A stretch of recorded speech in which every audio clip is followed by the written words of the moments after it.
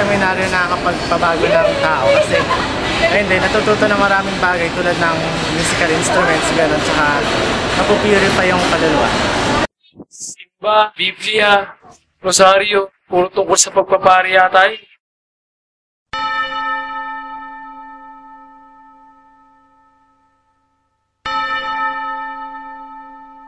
Buhay ka lang nakakadasal sa isang lugar na tahimik. Seminaryo, pagpapahalaga sa Diyos. Nga, kapag seminarista ka, kasunod na rin nun, pagpapare.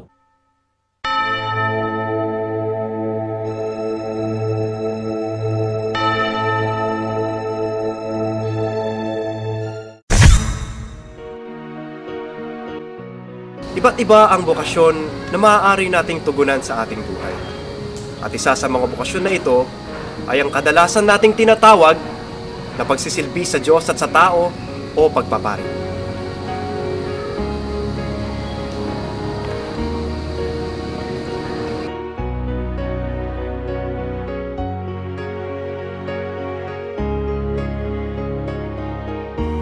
Dasal, rosaryo, aral at iba pa. Ilan lamang ito sa mga napakarami pang pananaw na ating napapakinggan at naiisip tungkol sa lugar na seminaryo. At ngayon, atin naman pakinggan kung ano ba talaga ang seminaryo sa pananaw ng mga paring humuhubog ng mga seminarista. What is seminary? A house where one would go and be formed to become a priest. And mostly think that seminary is all about praying, it's all about studying, it's all about very serious life. But seminary formation is more than just praying and studying. I prefer the term formation house. Formation house is first of all a community at dito na nagkakatipon-tipon itong mga kabataan feel that they are called by God maging isang mabuting Kristiyano. At pangalawa, ito ang special calling that we call as a priestly or religious missionary vocation.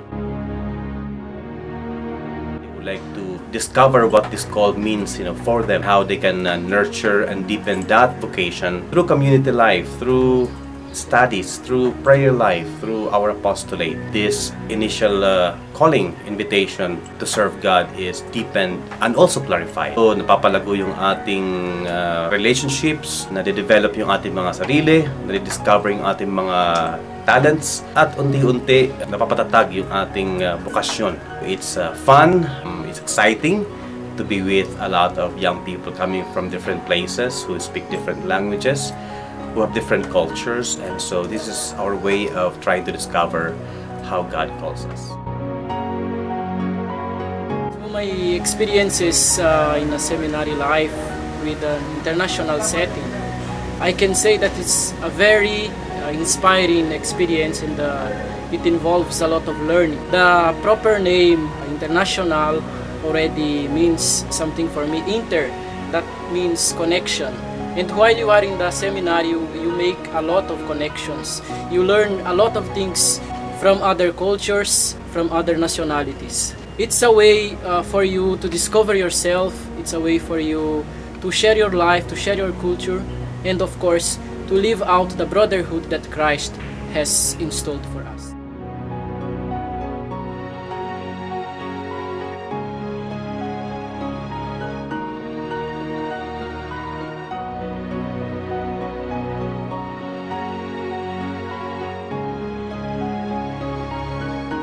Isa sa mga nabanggit na mahalagang aspeto tungkol sa seminaryo ay ang paghubog sa mga seminarista at ng kanilang espesyal na tawag na maging relihiyosong misyonero. Ang paghubog ng mga seminarista ay nakabatay sa charism ng isang kongregasyon. Isa ang CICM sa mga kongregasyong ito. Ating alamin kung ano ang CICM.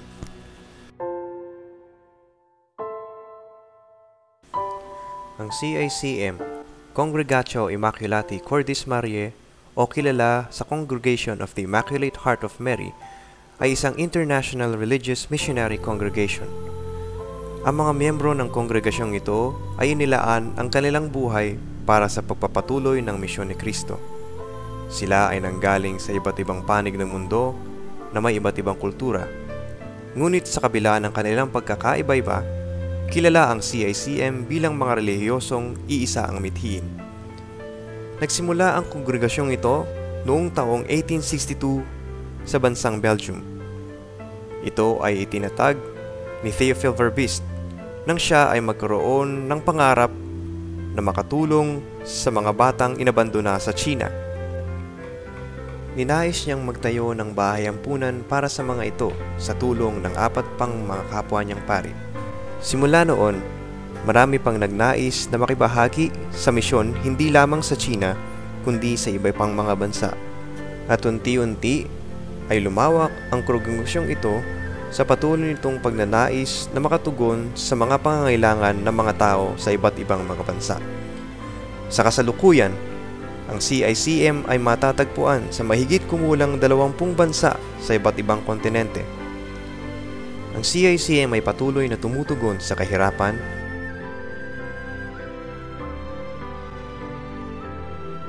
pagpapahalaga at pagtataguyod sa kultura ng ating mga ninuno, at paghubog ng mga kabataan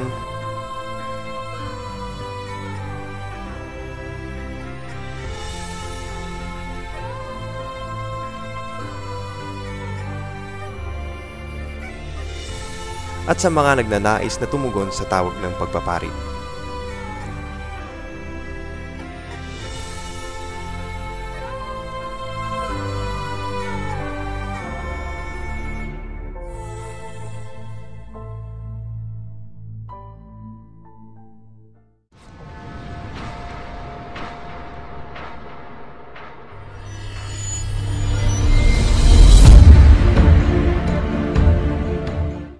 Years old ako noon, after high school. Kagaya sa karamihan, hindi ko rin ganong alam kung talagang ito na nga ba. Pero ang saya lang, ang saya. Kasi mga kasama ko from the same place, also going to this seminary. Exciting kasi panibago, nag-aaral sa malaking school. Pero taon-taon medyo, sabi ko, sige, pag nakapasa sa first year, papasok sa second year. Pag nakapasok sa second year, sige, susunod naman. Talagang I was taking it year at a time. Pero something was happening sa loob ko. Pang nagugustuhan ko na ito, marami na akong naririnig. Siyempre kasama na rin yan na titigin ka rin sa mga crashes kasama mo sa school. Pero nakakatulong na makita mo kung saan ka tinatawag. Normal lang, kagaya ng paglalakbay ng mga ngayong kabataan ngayon. Pero as this formation continued, I begin to feel and realize na maybe this is something that I can try. Maybe this is a kind of life, you know, that can offer me happiness. Hanggang sa may mga missionaries galing sa ibang bansa na nagsalita tungkol sa kanilang karanasan. At sabi ko, gusto kong maranasan din ang kanilang mga sinasabi. Gusto ko rin makapunta sa mga malalayong lugar na yun at magpaglingkod. Nung high school ako, sa isang vacation campaign, may isang CICM priest na nanghihikayat ng mga estudyante para pumasok sa seminaryo nila sa Baguio. At dahil nga mahilig ako maglakbay at mag-adventure, may kaya din ako pumasok. Naalala ko pa nung high school ako, naging active ako sa simbahan namin. At bilang isang sakristan, lagi ako sumasama sa aming parish priest pag pumupunta siya sa mga baryo. At doon ko nakikita kung paano niya tinutulungan yung mga tao. At dahil doon, na-inspire akong maging pare. Marami akong nakilalang mga congregation na ang focus ng service nila ay sa isang particular na lugar. Pero nung nakilala ko ang CICM missionaries, na-realize ko na dapat pala ina-extend din natin yung pag-serve natin, hindi lang sa isang lugar, kundi sa iba't ibang bansa, sa iba't ibang lahi, anuman ang kulay, lengguwahe o salita nila. Kaya naman, naisipan kong pumasok ng CICM seminary para maibahagi ko at mapaglingkuran ko ang lahat ng uri ng tao. Kadalasan, iniisip palagi natin na first impression lasts. Ang unang iniisip ko sa mga seminarista, mga babae, yun ang unang impression ko sa kanila. Lalong-lalo na nakasama ko sila, lalong-lalo na kung nagdadamit sila, nasalita sila, laging masaya. Parang gusto ko yun. Kaya pumasok ako sa seminaryo. Mahirap na pagdedesisyon ang iniisip ko noon. Dahil gusto kong papasok sa bilang maging isang militar. At ito rin ang pagpapare. Kung minsan ayaw ko yun, pero malakas ang tawag ng damdamin ko na gusto ito. At ako ngayon napunta sa Mary Hirst Seminary sa Baguio. Pagkatapos ng high school ko, pumunta na ako doon. At dito, napatunayan ko, katulad tulad ng sinabi ko, na hindi lahat ng mga impression ay totoo palagi. Sa seminaryo, dito mo makita kung minsan ang mga kalukuhan, ang mga awayan. Akala ko mababait sila. Akala ko para mga santo sila. Wala, nag-aaway. Kung minsan kahit sa kainan, nag-aaway sila. Kasama na rin ako doon, naging pag-aaway. Subalit, bahagi rin yun. Nakikita ko pa rin na sa kabila ng mga kung minsan di pagkakaintindihan, maganda ang samahan, lalo na pag nagbabasketball. Kahit nga sa basketball, nag-aawayan. Meron pa ako nakita, nagsusuntukan dahil natatalo. Subalit, naging bahagi lahat yan ng buhay seminaryo. At habang nakikita ko ang lahat ng karanasang ito, ang mga di maganda at mga maganda, naramdaman ko pa rin ang isang pagtawa. At ako ay nagpatuloy sa aking formasyon. Kahit pinagpatuloy ko sapagkat nakita ko ang napagandang hangarin, naramdaman ko ang isang mas makahulugang buhay kung aking iaalay ang buhay bilang isang misyonero.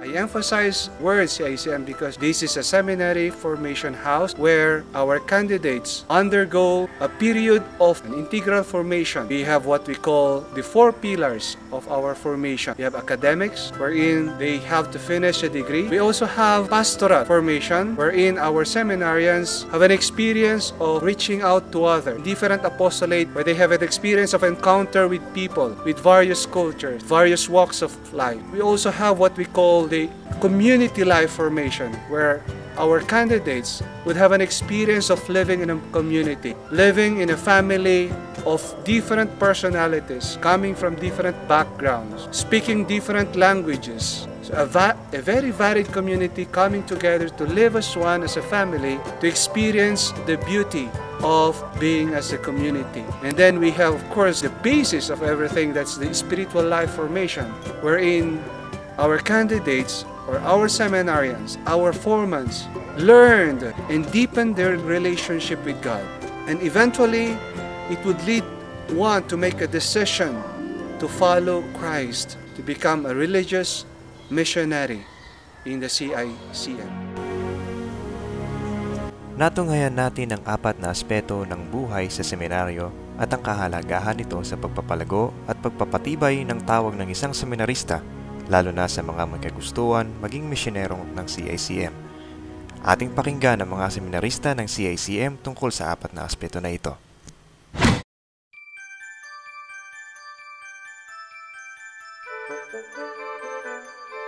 Nung first year ko dito sa seminary, medyo nahirapan ako mag-adjust sa study ko. Pero dahil may schedule kami dito na study period, napahalagahan ko palalo yung pag-aaral ko. Dito sa seminary, akala ko, dito lang kami sa loob mag-aaral. Pero nung naglaon, nalaman ko na sa isang universidad pala kami papasok. Kaya ang pagpasok namin sa St. Louis University ay nakakatulong para matuto kami makisama, makihalubilo sa aming teachers at sa aming mga classmates. At dahil doon, nagkakaroon kami ng maraming kaibigan. Dito sa seminaryo, mas na-appreciate namin ang aming academic life kapag nakikita namin ang bawat isa na nag-aaral ng mabuti at sama-samang nagtutulungan. Nag-aaral kami upang mapalawak ang aming kaalaman at marami kaming maibahagi sa ibang tao sa misyon namin sa hinaharap.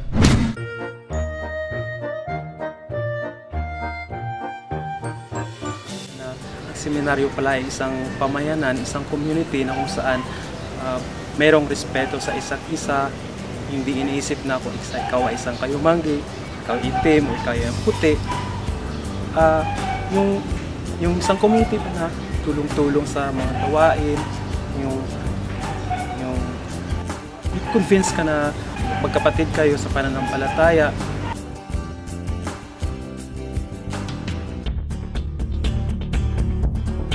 Sa pagpasok ko dito sa seminaryo, natutunan ko mamuhay sa isang komunidad na may iba't ibang kultura at personalidad. Tagalog, Bicolano, Bisaya, at Ilocano. Mas na-appreciate ko ang pakikipaghalubilo at respeto ang bawat isa. Sa community, naranasan ko ang pagtutulungan ng bawat isa. Kahit na mahirap yung isang gawain, nagiging madali ito dahil sama-sama namin itong ginagawa. Akala ko talaga nung una, puro dasal lang sa loob ng seminaryo. Pero di pala. Dito, sabay-sabay kami naglalaro.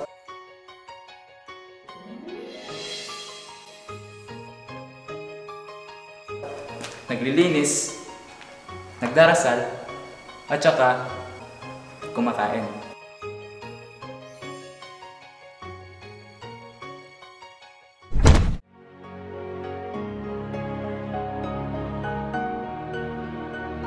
Ang buhay ng isang seminarista, hindi namin maiiwasan ng pagsubok, pag-aalinlangan na dumarating.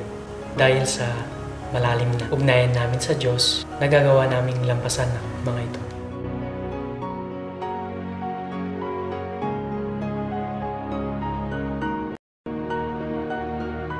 Sa spiritual life, natutunan kong mahalin at unawain ang tunay na kahulugan ng misa. Ito ay upang mapayaman ang aking pananampalataya.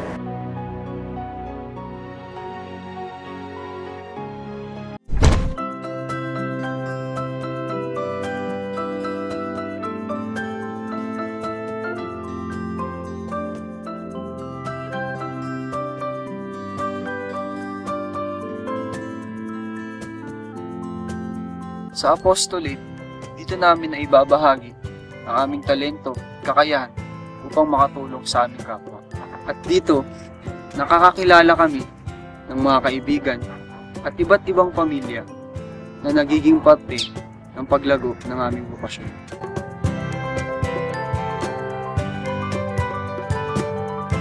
Natutunan namin makilala, tanggapin at respetuhin ang kultura ng iba.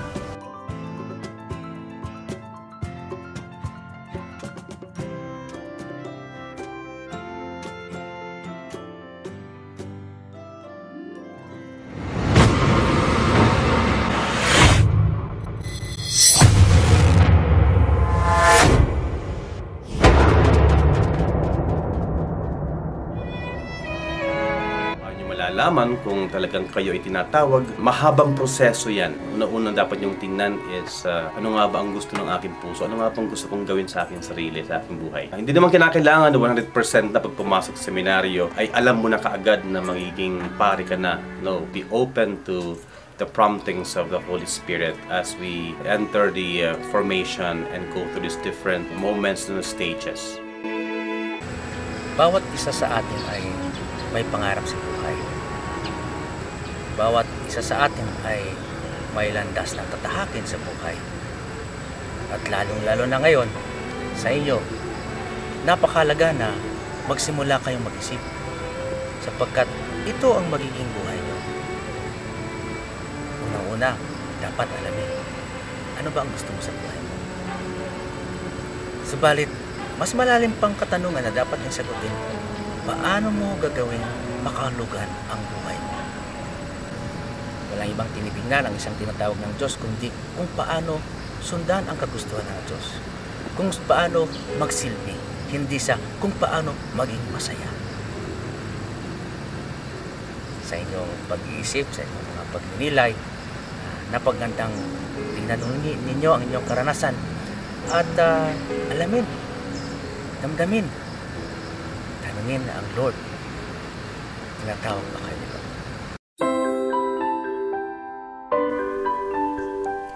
Buhay Seminaryo, CICM. 4 na aspeto ng buhay, paghubog, pagpapari, pangarap.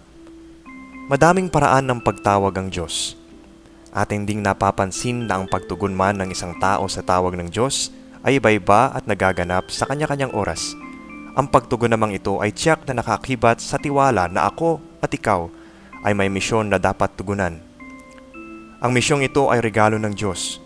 At ang misyong ito ay parte ng paglalakbay natin bilang mga Kristiyano. Ganito ang pagpapari. Maraming karanasan, maraming aspeto, ngunit iisa ang patutunguhan.